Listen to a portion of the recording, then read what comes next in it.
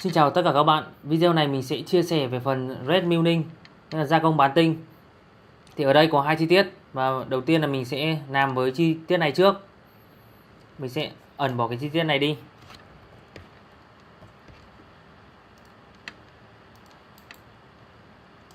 Ở đây mình sẽ đo qua này.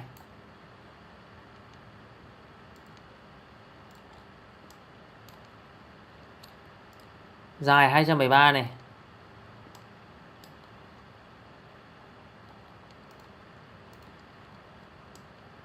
Mình sẽ đo chiều này này. Chiều này là 49 này. Và mình đo tiếp chiều cao này.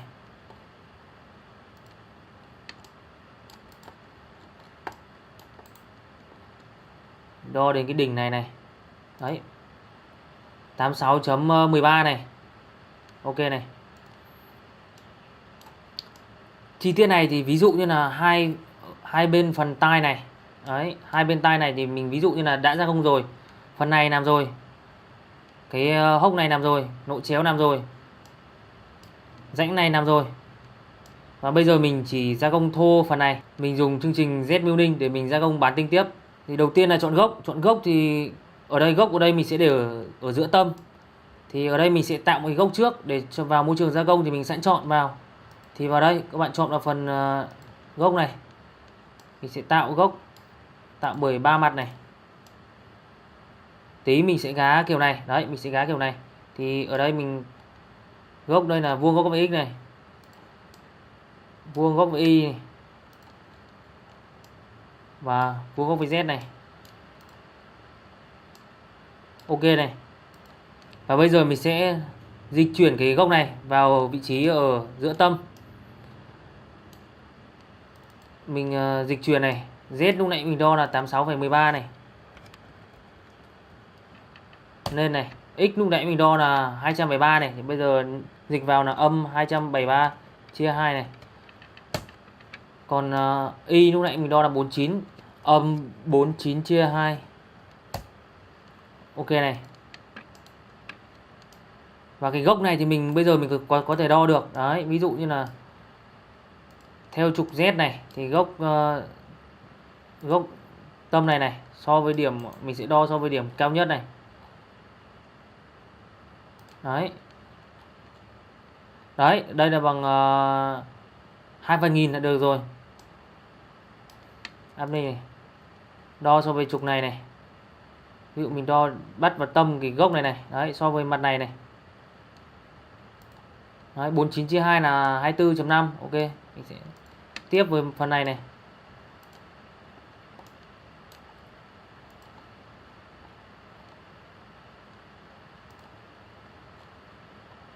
Đây là 136.5. 213 chia đôi là 136.5. Đấy, ok này. Hoặc là mình đo tiếp này.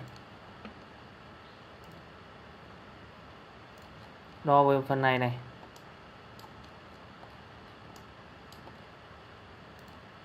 Hạ 136.5. Ok. Nghĩa là khi mình chọn gốc kiểu này thì mình có thể kiểm tra được. Đấy, và bây giờ mình vào môi trường gia công này. Vào môi trường gia công thì gốc ở đây thì mình sẵn chọn luôn, mình bắt điểm luôn vào cái đây. Đấy, bắt điểm luôn vào đây. Đó. Và bây giờ mình chỉ quay trục thôi. Ví dụ trục Z mình sẽ quay lên trên này 90 này. Trục X đây mình sẽ quay ngược lại, quay trục X ngược lại này, âm 90 này. Đó, ok này. Đó, như vậy là bây giờ gốc của mình chọn sẽ trùng đúng vào cái gốc này thì là chuẩn rồi. Chọn chi tiết này. Chọn vào đây này, ok này. Chọn vào phôi này. Mình chọn là bao link block này. Ok này. Ok này.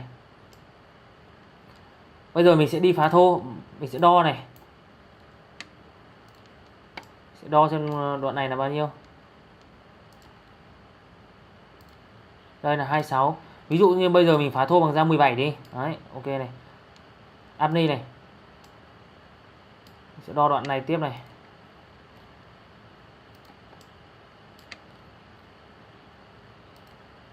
Đoạn này là 9.5 mà mình phá thô bằng dao 17 thì nó sẽ không vào đây, và tí nữa mình sẽ dùng chương trình bán tinh để mình chạy nốt cái phần này. Đấy. Ok này. Thì bán tinh thì mình sẽ dùng dao 6 thì mình sẽ chạy nốt được phần này.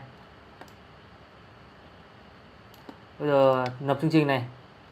Đây là phá thô này, nằm trong gốc bit này. Ok này. Chọn bề mặt này. Ở đây ví dụ như là mình muốn chọn tất các bề mặt này này. Đấy, mình sẽ để ở đây này. Mình quét này. Đấy, chọn đến đây này. Chọn tiếp mặt này, mặt này, mặt này. Vùng này, vùng này. Quét tiếp hai vùng này này. Mấy cái lỗ nò xo này thì mình sẽ không gia công. Đấy. Tăng lần phây để mình chọn nốt cái phần này này. Đấy.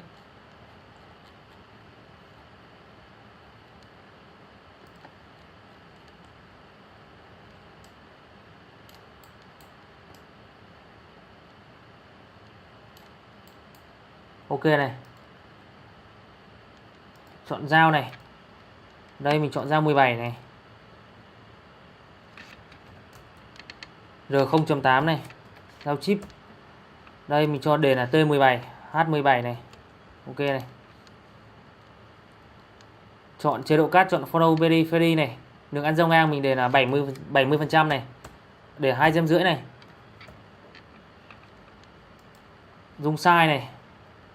Ở đây mình cho cắt theo nớp này. Dung size mình tích vào đây. Ví dụ thành ở đây mình muốn để mình cho dương là 4 gem đi. Thành để dương 4 gem này. Đáy ở đây mình để dương là 2 gem này. Đấy. Ok này. Đây là vào chỉnh tốc độ này. Tốc độ ở đây mình để là 2008 này. Cái tốc độ ở đây mình để 3000 cũng được. Tốc độ cắt mình để là 1008 này. Tính toán này. Ok này. Bây giờ là tính toán này, nhưng mà trước khi tính toán thì mình sẽ chỉnh phần này. Mình chỉnh phần này lên là 1 này, bởi vì máy mình nó chậm nên mình chỉnh lên là 1 để cho nó mô phỏng cho nó nhanh. Thế còn bình thường là các bạn cứ để 0.25. Bởi vì máy mình là máy cấu hình nó kém nên mình sẽ chỉnh lên là 1 để mình mô phỏng để cho nó tính toán cho nhanh. Tính toán này.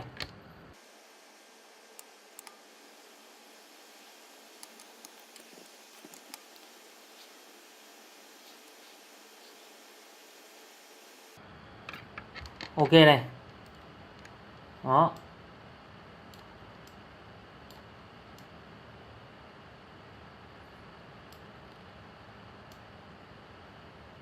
Đây là gia công thô này.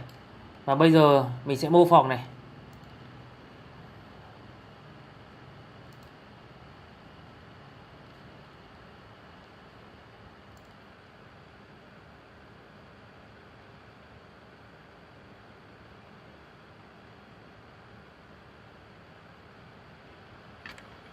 Đó, ở đây các bạn nhìn thấy là còn hai vùng này là nó chưa cắt này. Đấy. Thì bây giờ mình sẽ dùng chương trình bán tinh để mình cắt nốt hai vùng này. Đấy. Đây mình có thể sâu ra để xem lượng dư.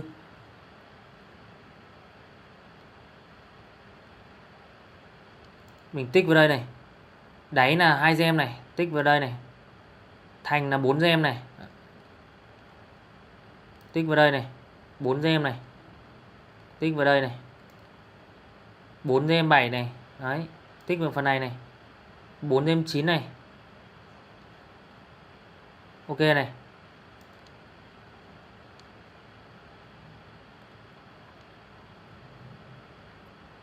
Ok này. Bây giờ mình sẽ dùng Z Milling này. Z Milling nghĩa là gia công bán tinh, nghĩa là nó sẽ hiểu là các chương trình trước mà gia công đến đâu rồi thì cái Z Milling nó sẽ gia công tiếp. Đấy, thì nó không gia công lại từ đầu. Đấy. Ok này. Chọn vào vùng cắt này. Ví dụ mình chỉ muốn gia công vùng này thì mình chọn vào vùng này. Đấy. Mình chỉ muốn là nó gia công nốt cho mình cái vùng này thôi thì mình chọn vào vùng này thôi. Đấy. Mình không cần chọn hết. Đấy. Ok này. Dao này. Đây mình dùng dao 6 này để vết lại này. Đây là ví dụ T6 H6 này, ok này. Đây mình cũng chọn là follow Berry này, đường ăn giao ngang ở đây mình để là tầm 50% này. Chiều sâu mỗi lần cắt là mình để là 2 gem này. Đây ở đây mình vẫn cho cắt theo nớp này. Đây là ở phần dung sai này. Phần dung sai này thì mình sẽ để giống cái phần cắt thô. Đấy, 0.4 này, 0.2 này. Còn nếu mà mình mà để dung sai nó nhỏ hơn thì nó sẽ gia công rất là nhiều, nó sẽ gia công lâu hơn. Nên là dung sai này mình sẽ để giống cái phần KVT này này. Thì nó cắt nó vẫn chừa cho mình như thế. Đấy, còn mình mà để gia công mình mà để dung sai nó nhỏ hơn thì nó lại phải tính toán là nhiều hơn. Đấy. Ok này. Tốc độ này. Tốc độ ở đây mình để là 3.500 này. F mình cho là 1.500 này. Tính toán này. Ok này, tính toán này. Đó, nó sẽ tự động gia công cho mình như này. Đấy. Ở đây mà ví dụ như là các bạn mà để dung sai nó nhỏ hơn, ví dụ mình để là thành mình để là 3 gem đi. Đấy, ok này.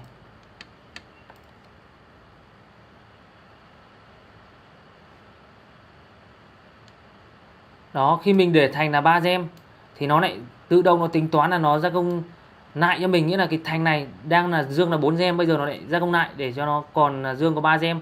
Đấy. Thế còn ở đây bình thường thì là mình chỉ muốn là mình ở đây mình để là 4 gem. Đấy, mình để dương thành là 4 gem thì mình vẫn để như nhập như này. Ok này. Tính toán này. Ok này. Ngoài cái phần Z Milling này thì còn một phần nữa là phần KVT.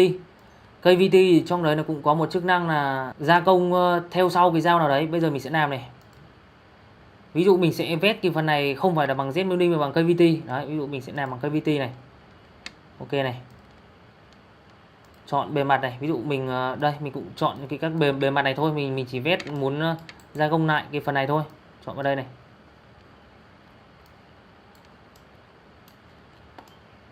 Ok này. Dao ở đây mình vẫn dùng dao 6 này, Miu 1 này. Dao 6 này rồi. Chọn Follow Berry này, đây phần trăm mình để là 50 này. 0.2 này. Lượng dư thì thành vẫn để là 4 gem này, đáy 2 gem này. Tốc độ này, tốc độ vẫn để là 3.500 này. F 1.500 này. Tính toán này. Ok này. Nhưng ở phần này cutting parameter thì các bạn chỉnh vào phần này. Đấy, ở đây là phần này nghĩa là phần cắt tiếp cái dụng cụ nào, nghĩa là gia công tiếp cái dụng cụ nào, nghĩa là mình muốn gia công tiếp cái con dao đây, con dao đầu tiên này là con dao Miu, là chính là cái con dao đầu tiên này là con dao phá thô KVT. Đấy, mình muốn gia công tiếp của con dao này thì mình chọn vào con dao này là mình sẽ gia công tiếp. Ok này. Ok này. Miu chính là con này. Đây, chính là con Miu này. Đây là con Miu. Nghĩa là trong chương trình KVT này là mình muốn gia công tiếp của cái chương trình này. Chương trình này nó gia công đến đâu rồi thì cái chương trình này mình chọn vào thì cái chương trình này nó sẽ gia công tiếp. Đây mình tính toán này.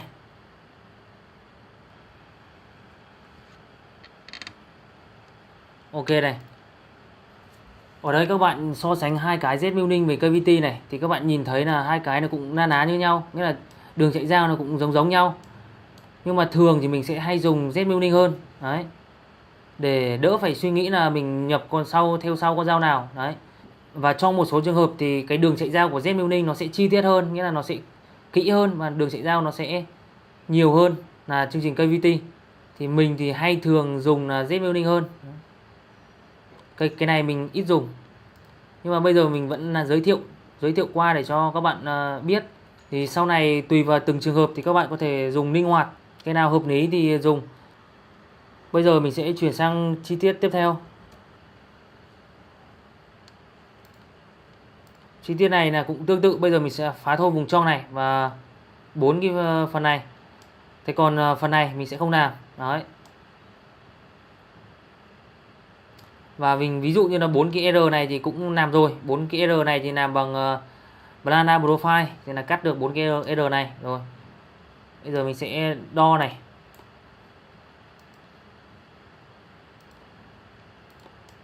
Cái này có chiều dày là 60 này.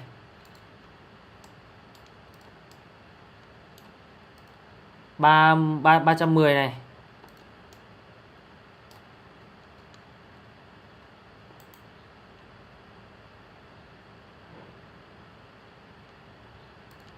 Ba trăm hai mươi này.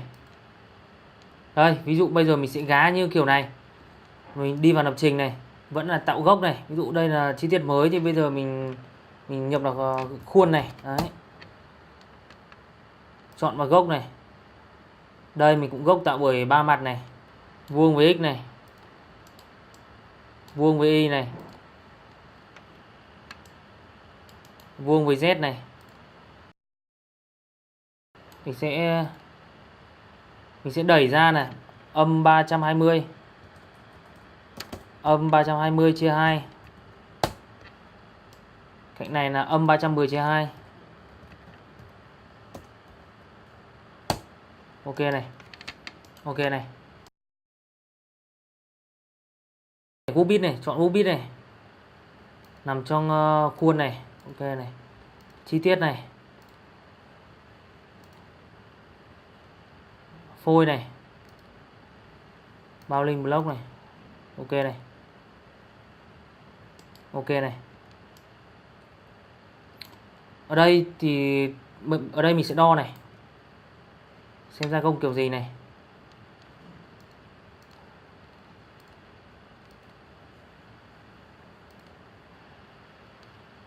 Đây đo R này. R10. Thì chỗ này mình sẽ 4 cái góc này mình sẽ phá thô bằng dao 17 này. Đấy, không cần làm bán tinh nữa. Còn vùng trong này.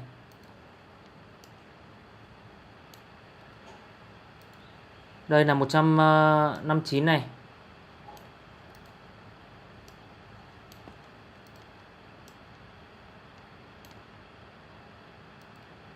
Một trăm sáu sáu này. Mình sẽ đo ở phần trong này này.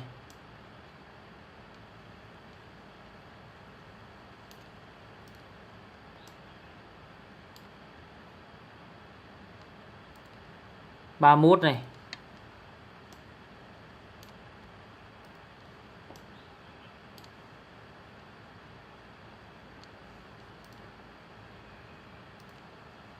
Mười bảy này. Thì ở cái phần vùng to này mình sẽ phá thô bằng dao 32R6. Thế còn cái vùng thấp hơn một tí này mình sẽ vết lại bằng dao 6 này. Và bây giờ mình sẽ đo tiếp một phần trong này này.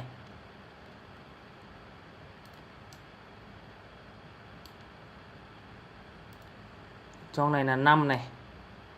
Đấy là tầm này. Nghĩa là phần sâu hơn một tí nữa. Sâu hơn đến mặt này đi. Sâu hơn một tí thì mình sẽ vết tiếp bằng dao 3 này. Thế còn mình sẽ đo tiếp ở phần dưới đáy này.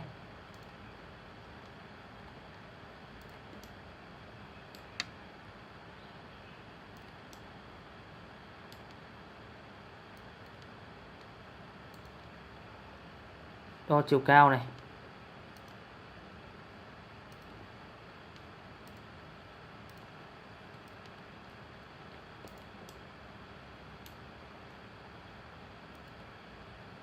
Chiều cao là 26 này. Nghĩa là ở cái phần dưới đáy dưới cùng này thì mình không gia công được nữa. Bởi vì diện tích của nó nhỏ nên mình dao nó sẽ không xuống được. Thì những cái phần này thì sẽ sung. Đó, nghĩa là bây giờ mình chỉ gia công thô thôi. Mình phá thô được, dùng được dao nhỏ nhất. Đấy là mình dùng dao A. Không còn lại sẽ sung. Đấy. Thì bây giờ 4 cái vùng này thì dùng dao 17 thì mình cũng sẽ không gia công nữa. Đấy, chỉ dùng cavity để phá thô thôi. Còn bây giờ mình sẽ phá thô cái vùng trong này bằng dao 32R6, sau đó là dùng chương trình Red Milling này. Chọn này. Mình sẽ phá thô này, nằm trong group bit 1 này. Ok này. Chọn vào diện tích cắt này. Chọn vào vùng này này.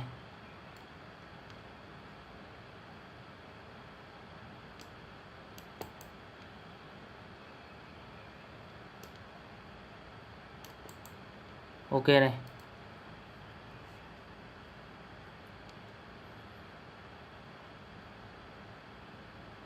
dao này, đây dùng dao 32R6 này, R6 này, đây ví dụ T4H4 đi, ok này, Phono Peri này, lượng ăn dao ngang ví dụ mình để tầm 70% đi, 70% suy ra là giao nhau sẽ là 30%, 30% của dao 32 thì nó sẽ là tầm 9x6, mà đây là dao R6 thì là được rồi. Đây chiều sâu một lần cắt thì mình để là 3 gem đi. Đấy, nhưng mà bây giờ để mô phỏng cho nhanh thì mình sẽ để luôn là 2 ni đi. Đấy. Dung sai ở đây thì mình ví dụ thành mình để là thành để 5 gem và đáy mình để là 3 gem. Ok này. Tốc độ này. Tốc độ ở đây mình để là 2.500. F là 1.800 đi. Tính toán này. Ở đây là nó gia công theo vùng kín. Vùng kín thì chắc chắn là mình sẽ phải chỉnh ở phần tiếp cận này để cho nó giam hoặc là nó xoắn xuống, nó khi tiếp cận nó được nhẹ, thì ở đây mình chọn là cho nó giam cũng được. Góc giam là tầm 3 độ đi. Bắt đầu giam từ cách mặt đầu là 3 gem đi. Ok này. Tốc độ này, tốc độ tiếp cận ở đây thì mình sẽ để nhỏ thôi, ví dụ mình để là tầm 30% tốc độ cắt. Ok này. Tính toán này.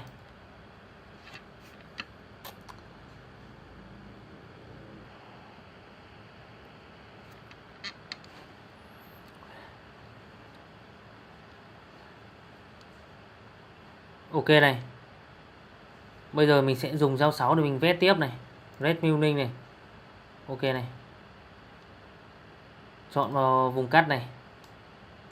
Đây, ví dụ mình muốn nó vét ở vùng này luôn.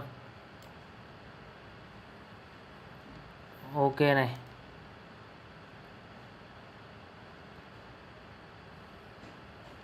Chọn vào dao 6 này.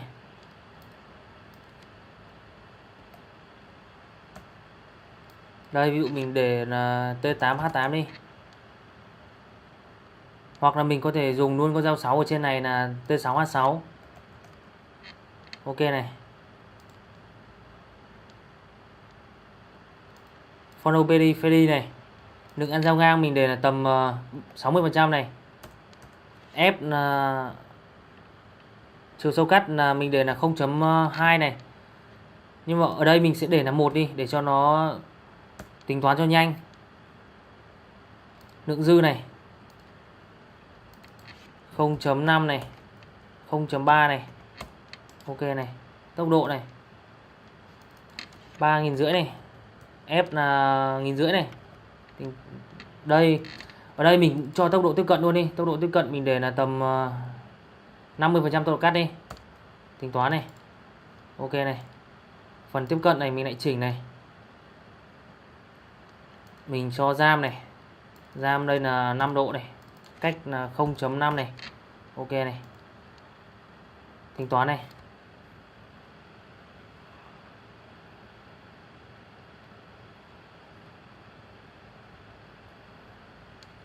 Ở đây nó báo là một số cái vùng mà nó sẽ bị nó chưa vào được là bởi vì nó có cái diện tích nhỏ nên dao nó chưa vào được. Đấy.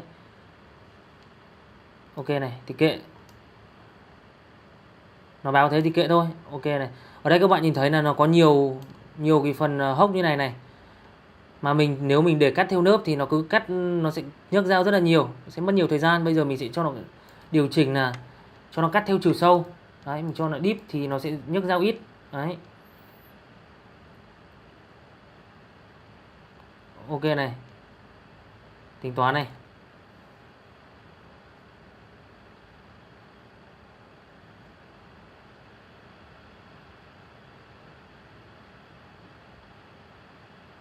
Nó nhìn đường chạy dao nó loát thì các bạn cũng thấy là nó sẽ cắt hết những cái vùng này, hết cái ô này thì nó mới đến ô kia.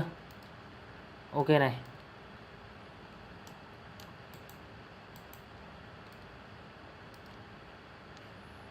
Đó. Như này là nó mới cắt đến cái phần này. Thì mình sẽ dùng tiếp chương trình Z Milling để mình dùng dao 3 để cho nó cắt sâu xuống thêm. Mình sẽ dùng tiếp này, Z Milling này, ok này. Chọn vào phần diện tích cắt này. Ví dụ bây giờ mình chỉ muốn cho nó cắt ở vùng trong này thôi. Đấy. Chọn vào vùng trong này này. Đấy. Cái vùng phần này mình không cần cắt thì mình sẽ bỏ đi, ấn shift xong rồi tích vào đây, nó sẽ bỏ đi những cái phần này.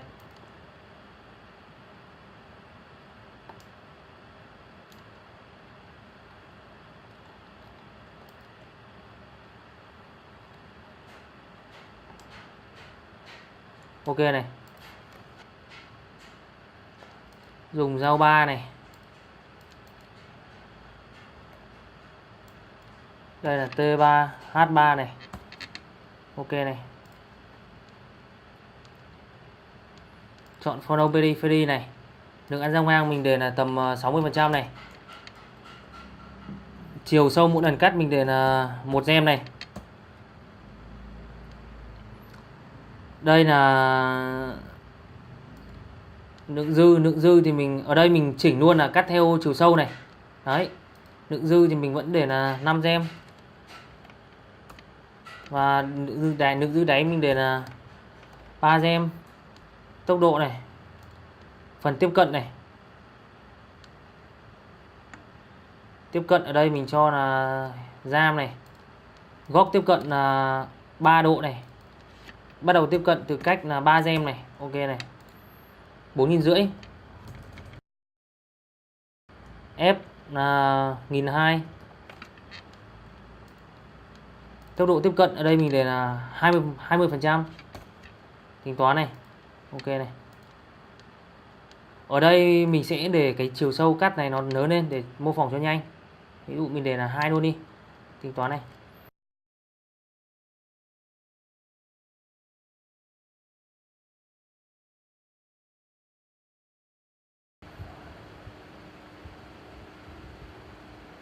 Ở đây nó báo là một số vùng thì chưa được gia công là bởi vì cái dao của mình là vẫn lớn so với cái vùng đấy.